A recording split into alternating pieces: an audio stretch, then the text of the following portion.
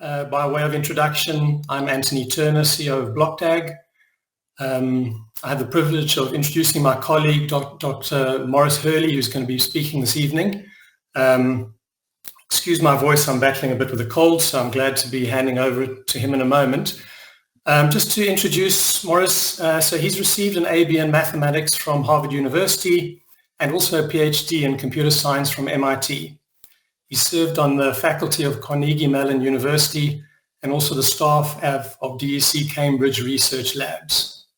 And he's currently a professor of computer science at Brown University. So we're all very aware of the limitations of traditional blockchains like Bitcoin, especially when it comes to transaction speed and finality. So Dr. Herlihy will be discussing these limitations and how the directed acyclic graph, or DAG, as we call it in BlockDAG, solves for these limitations. So he'll be talking more around from an academic perspective in terms of the algorithms and methods that are used. He's not going to go into how we've implemented it.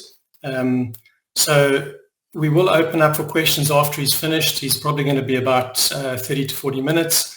So happy to take questions afterwards, but obviously if you can keep it on topic in terms of the academic side as opposed to implementation. That's all from me. I'm going to hand over to Maurice now. So Maurice, yeah, take it away. Well, thank you, Anthony. Let me try to miss these slides to move here. Here we are. Yes, so as Anthony said, I'm going to be talking about the algorithm at the heart of BlockDAG. This is going to be an academic talk, in the sense that I'm going to talk about how the algorithm works, and just as importantly, what it is that this algorithm accomplishes, why we think it's such a great idea. I'm going to explain this in fairly elementary terms because I want this talk to be accessible to everyone. So I apologize in advance to all of you algorithm mavens out there who may not need things expressed at quite this level. I want to emphasize that I'm not going to be talking about the BlockDAG implementation because that would be a whole another talk with a whole different flavor. I'm going to stick to the kind of engine room technical aspects of the algorithm. Finally, what I'm talking about here is not my research work. The paper that I show in the background of the slide has all of the details, has all of the proofs, it has all of the detailed instructions. And if anything I say here seems interesting to you, I encourage you to go and consult this paper, which is very clear and well written. So let's begin at the beginning. So a blockchain, there's a lot of mystification about blockchains and what blockchains are and what they do. But really a blockchain is just a distributed ledger. A ledger is something that was invented during the Italian Renaissance and is credited with the success of Medici banks and merchants and much of the economic life of Western Europe starting from the Renaissance. At the heart, though, it's an append-only list of events. Now, these events, we think of them as financial events, but they could actually be anything. A database log is really a kind of a ledger. The list of people who visit a building is also a kind of ledger. But the idea is that you can only append things to the ledger. If you make a mistake, you can append a compensating entry saying, I made a mistake, but you cannot go back and erase things, you cannot go back and reorder things, you cannot go back and modify things. And the important thing in our context is that all the parties can agree on the content of the ledger. The parties might not trust one another, but there is no ambiguity about the state of the ledger. And of course, most importantly, the ledger has to be tamper-proof. As I said, it is impossible to go back and fiddle with it. Now, a blockchain is just a popular way to implement a ledger. So almost literally, a blockchain is a chain of blocks, and a block is a chain of transactions. Although there are, of course, many levels of detail here and lots of technical complications. But for our purposes, none of this is all that important. Now, in all the pictures that I'm showing you, remember that arrows go backwards in time. So that if one block points to another, the source of the arrow happened later than the target of the arrow. Now, there's lots of other machinery here, including there's hashes all over the place to detect tampering and so on. Again, none of this is really germane to the topic that I want to talk about. Now, the question is, who gets to decide what goes on the ledger? In proof of work, and indeed in other related blockchain organizations, we have a collection of miners. The miners are the ones who decide. Each of the miners has a copy of the blockchain, and in proof of work, well, there's lots of ways to explain what proof of work is, but here I'm going to pick a particularly simple and abstract model that works perfectly well for what we're trying to do. Think of it as miners keep buying lottery tickets. And if you win the lottery, then you get to choose the next block and you get a reward. If you lose the lottery, then you don't get anything, and so you probably want to go and buy another ticket. Now, importantly, the winner only gets a reward, they only get paid, if the other miners accept that block. So this gives you the incentive to behave, because if you put a block, if you approve a block that is clearly bogus, that is clearly broken, then the other miners won't accept it, and you will never get paid. So we have a collection of miners, and the miners keep buying lottery tickets in the hope of being able to put a new block onto the chain. Every now and then, one of them wins. And then the winner of the lottery, the rule says, gets to append a new block. Now, it's important to realize that this is a distributed system, and the miners are separated in space, and there's a network delay in communication. So that when a miner wins the lottery and adds a new block, at the start, only that miner knows about the block. And so then it will take some time for that block to propagate to other miners. And this is important.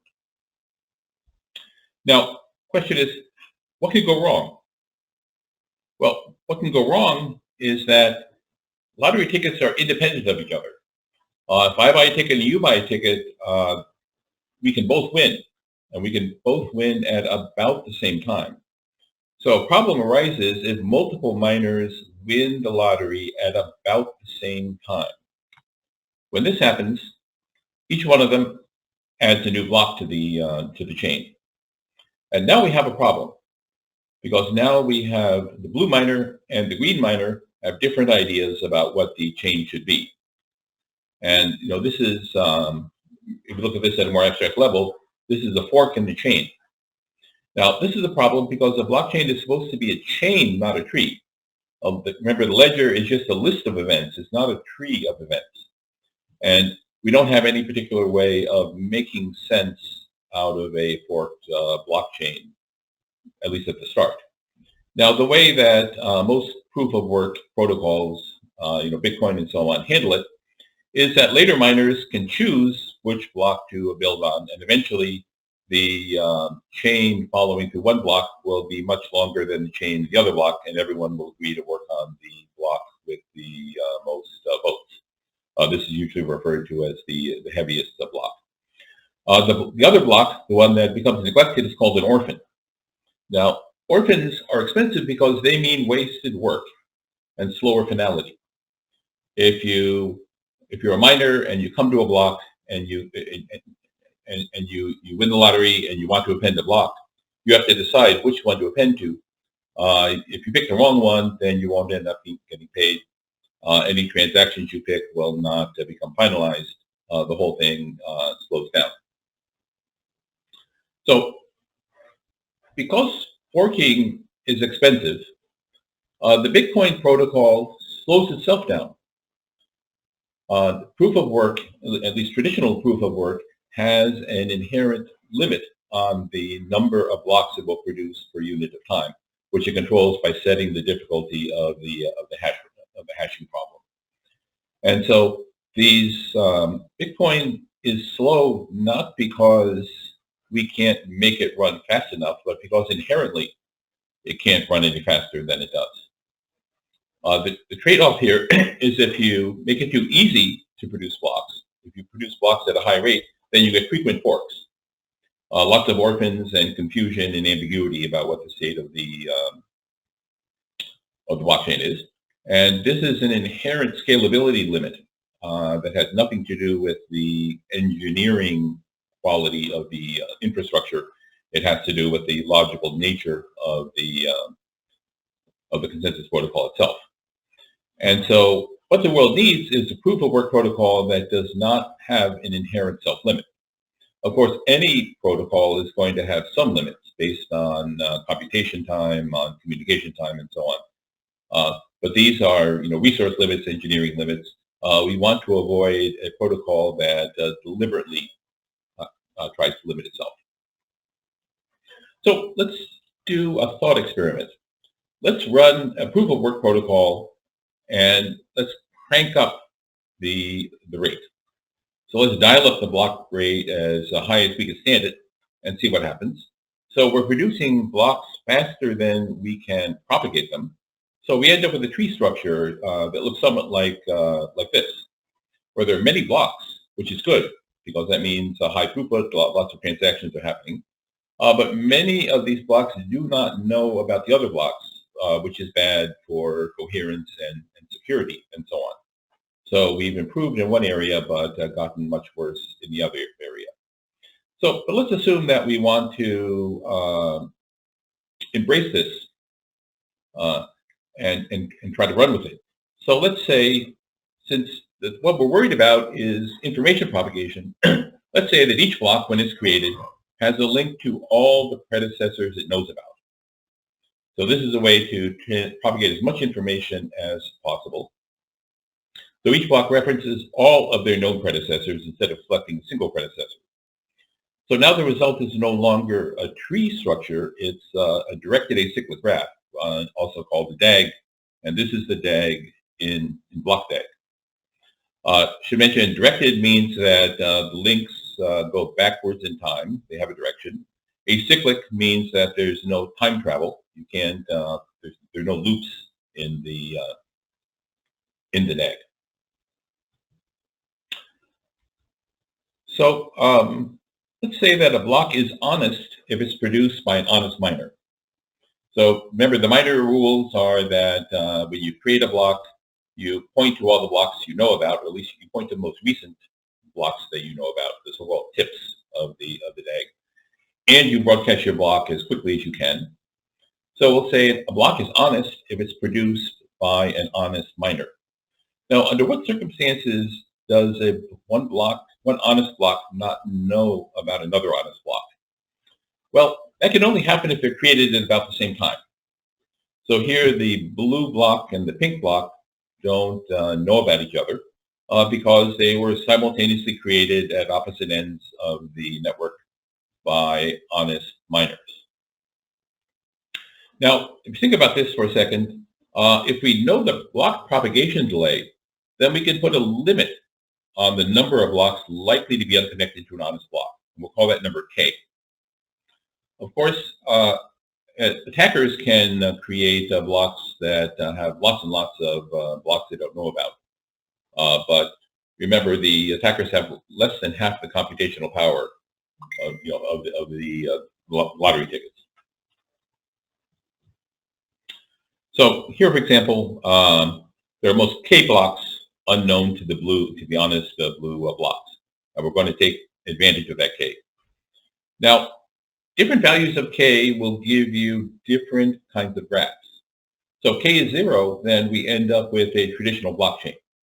As everything is in a single linear order, every block knows about all of its predecessors, and every successor knows about that block. If we relax things a little and we take a higher K, then we end up with a real DAG.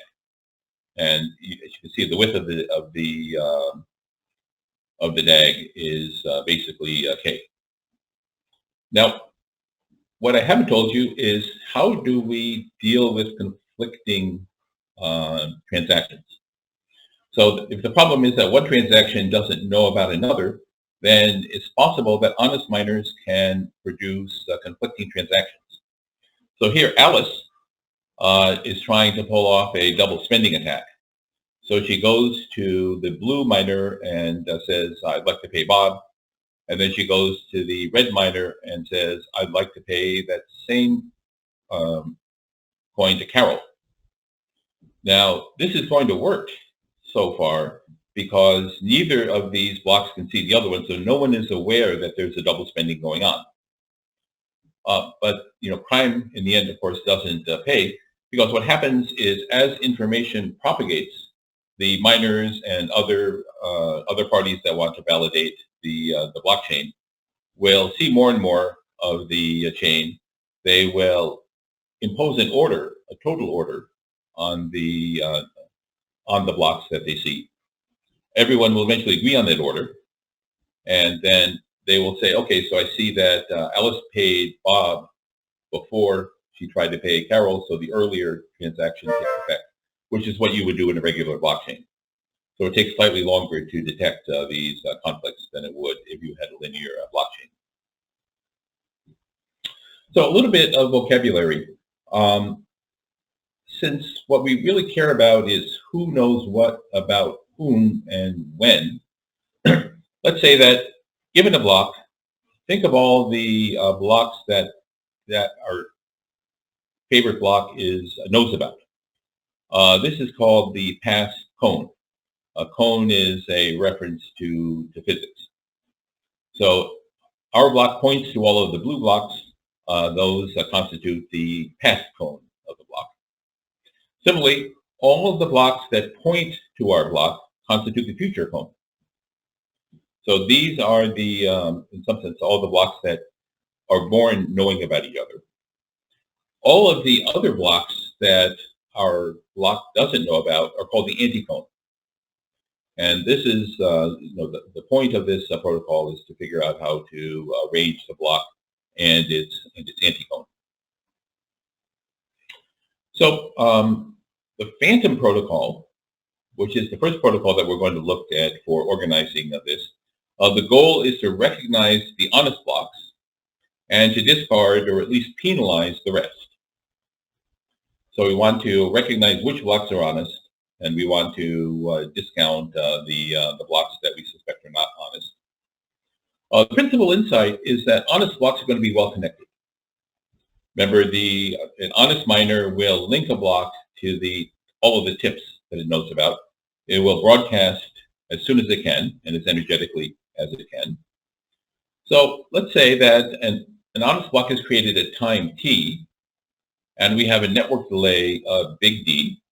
So it takes time big D for news of a block to traverse across all the miners. So the pass cone of a block are all the blocks created before t minus d. So if an honest block was created before t minus d, then our block will have learned about it, because there's been enough time to transmit news of that block to the miner who creates this block. The future cone are all the blocks that are created after t plus d for the same reason, so that when our honest block is created, it's broadcast to everyone. Everyone receives that broadcast in time d. Everyone links to it directly or indirectly, and then it falls into the future. So that says that the anti-cone is at most k blocks, where k is a function of a network delay and the number of miners.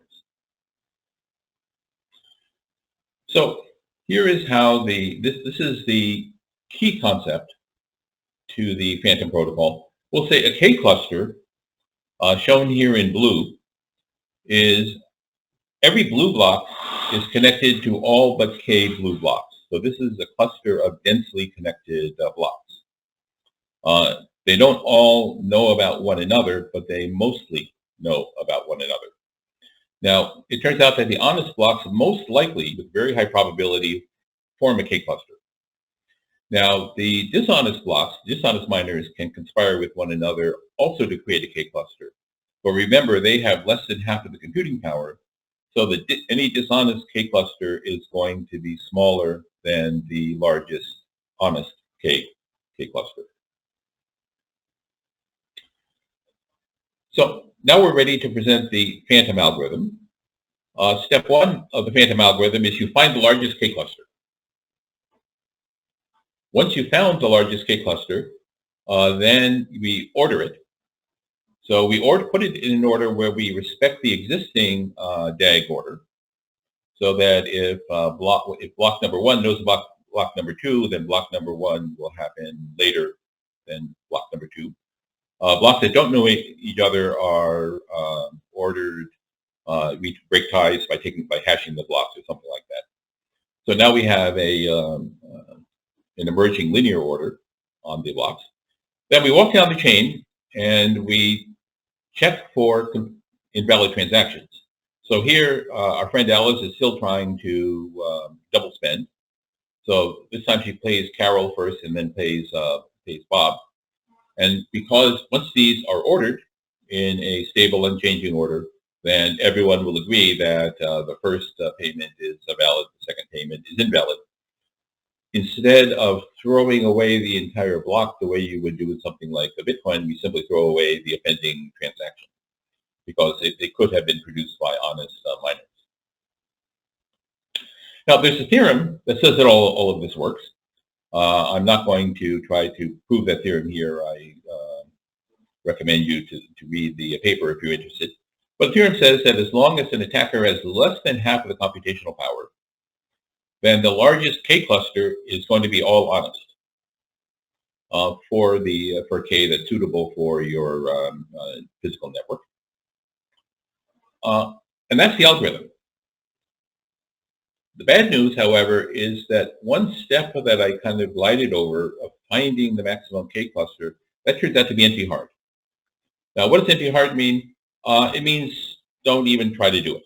It means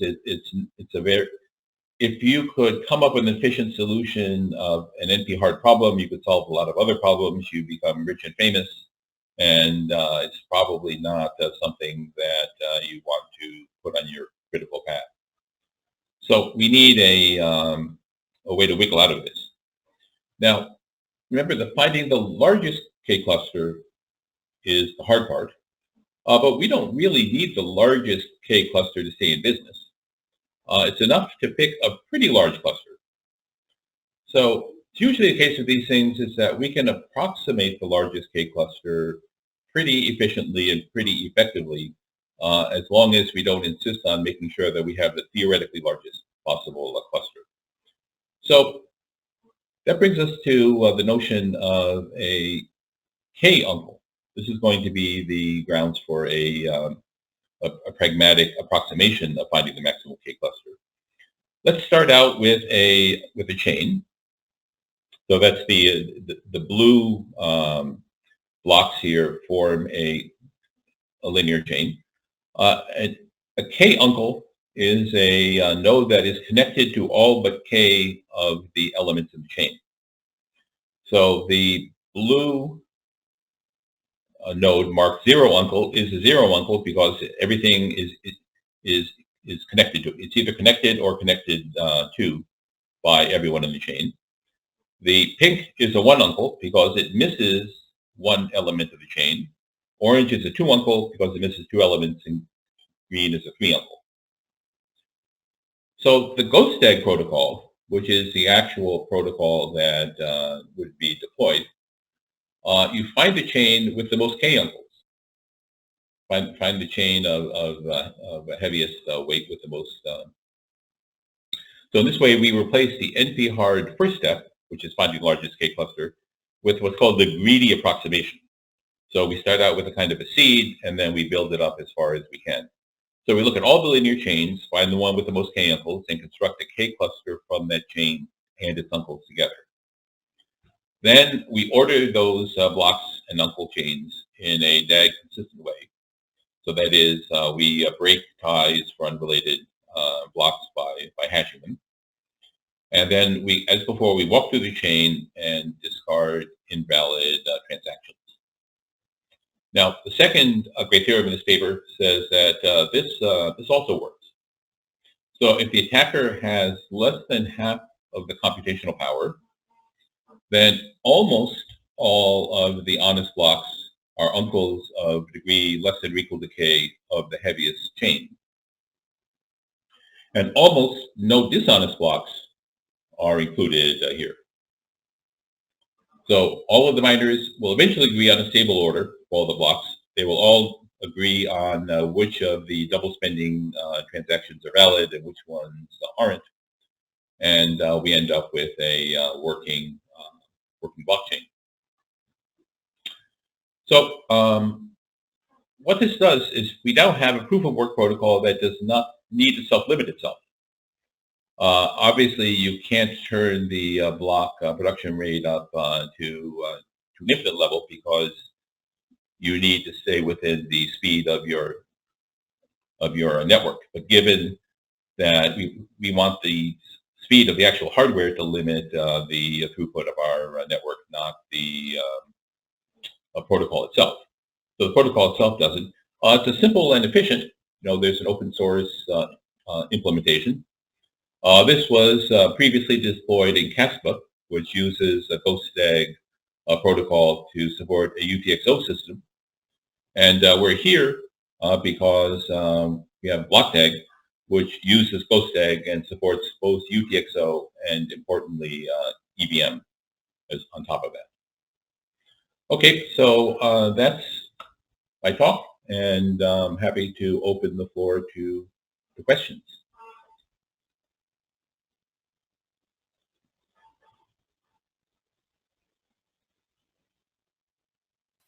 Thanks very much, Maurice. I think that was very well explained. I mean, it's a fairly complex topic.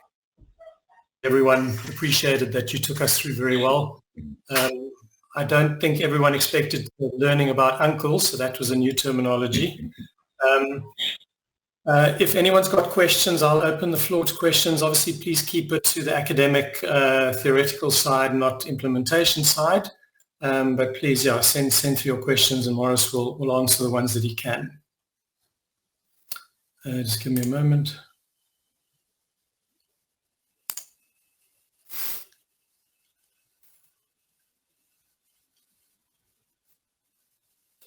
Okay, you should be able to post questions.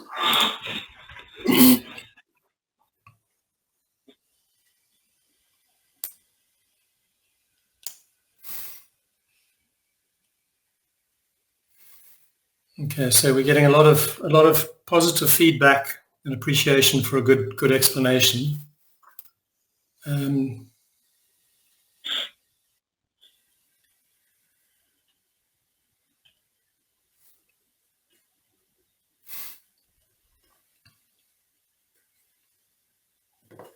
So, Maurice, I'm not sure. Are you happy to answer a question around how EVM integrates with that, or is that outside of the?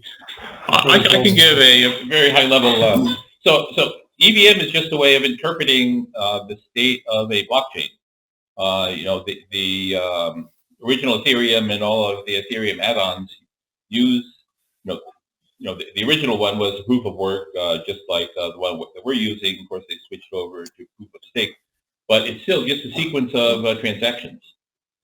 The transactions modify the state of the EVM, but you could take the Ethereum blockchain and replay everything and reconstruct an EVM at any point. So, you need the ability to, roll back and replay if you run into, orphans and forks and so on. But you need that anyway. There's nothing special about GhostDAG there. So it may sound a little odd, but in fact, it's no harder running EVM on GhostDAG than it is running EVM on any kind of consensus protocol. Okay, thanks very much, Maurice. There's a question here. Could you explain how recursion ties into the greedy algorithm? Well, it doesn't really. The fact that it's greedy is it starts out with this path, and it keeps adding. It keeps adding new members until it runs out of uncles to add. So it isn't really recursion. The reason it isn't optimal is because there might be a different order that works better than the one you happen to choose, but any order is going to be pretty good. So the there isn't really recursion going on. There's just more accretion.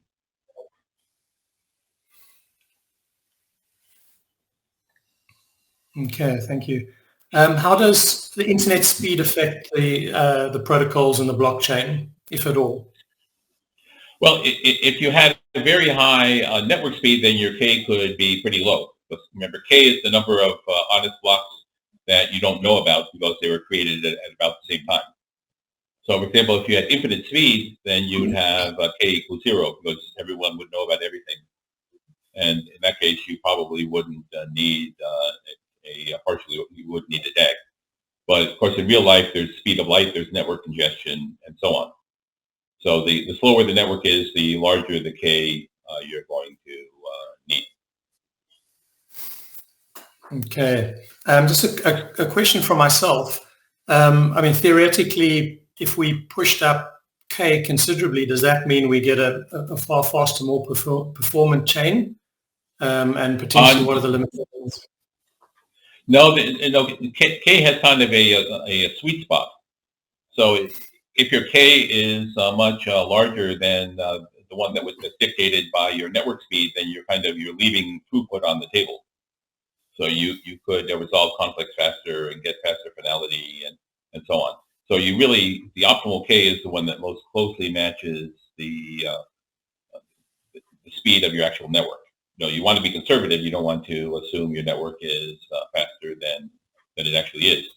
But picking a really large K would be assuming that your network is slower than it is, which is not optimal either. Okay. Another question, if a bad actor were to achieve above 50% hashing power temporarily, could this be detected and reversed after the attack? It could certainly be detected after the attack. How you would reverse it is not a kind of a technical question. That's a governance question. So, you could certainly detect that there were transactions on the chain, accepted onto the chain that should not be there. What you do about them is a question of governance, not a question of algorithm design. Okay. As the blocks are mined in parallel, wouldn't a bad actor just need 51% of the block hash power? Everybody, not just BlockDAG, assumes that the bad guys don't have 51% of the hash power. Because if they do, then there's nothing you can do that can prevent them from reorganizing the chain. Okay. Am I correct in saying, Maurice, just to add to that it's more of a probability, as in there's not sort of a cutover between 50.001 and 49.99? The probability of things going wrong becomes greater and greater, or the probability of someone having a successful attack. Yes, all of the guarantees are probabilistic in nature. People kind of gloss over that. But all of this blockchain, they're very high probabilities. They may be longer than the age of the universe, but it's always the case that if suddenly all the bad guys suddenly keep solving the hash problems and all the good guys are failing to solve the hash problem, then the bad guys can do a lot of damage. The probability of that happening is so low that nobody worries about that.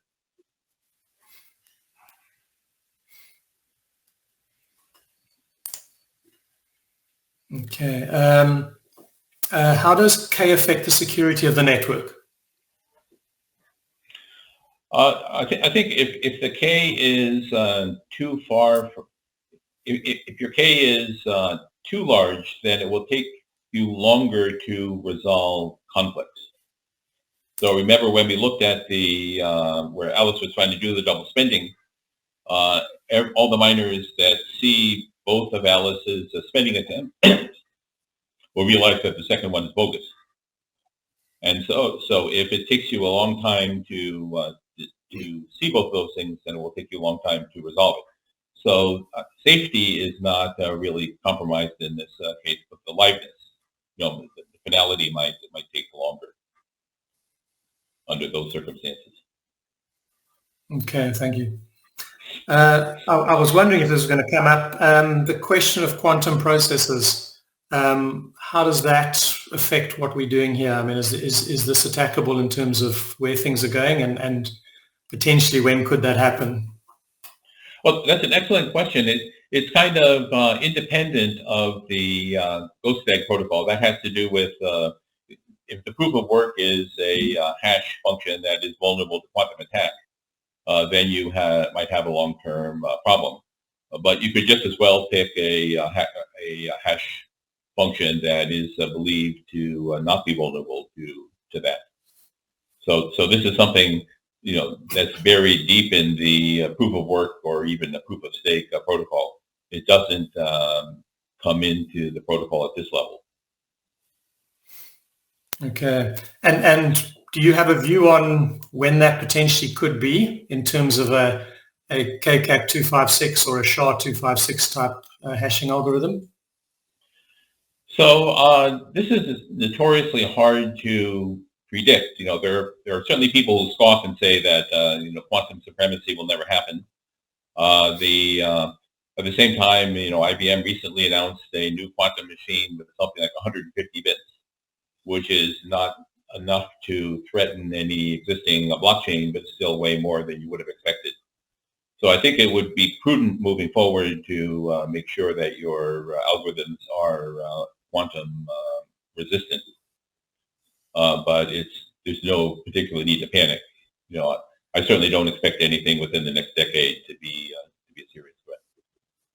Okay, so no need to panic just yet. Good to hear. Can you give us a sense for the differences between what BlockDAG is using and Casper?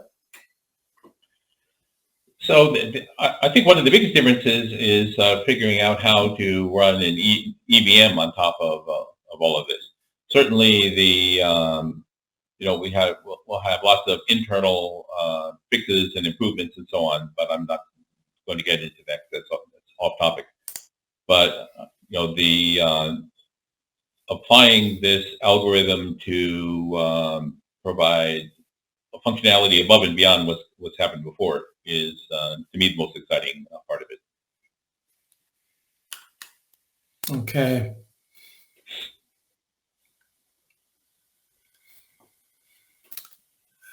Sorry, just looking through the questions. Some of the questions are off topic, so we're just looking for the more relevant questions. I think we've covered most of them. There's a couple of questions around comparisons with different coins. I think that's a bit off topic as well. So I think we've delved into everything. I think we've covered everything very well, and I'd just like to first of all start by thanking Maurice. I mean, I think you presented a difficult concept quite elegantly. I certainly appreciate it. I hope everyone now has a better understanding. We will make this video available. I think previously there might have been issues with finding the video, so available. It's obviously a good reference for people to be able to take a look back and replay some of the more tricky parts when it comes to uncles and aunts. And otherwise, I just want to thank everyone very much for joining us. I hope you found it useful and interesting. Thanks very much for myself and from Maurice as well, and from the rest of the team.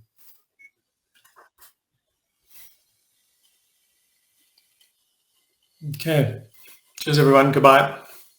We're going to close off now.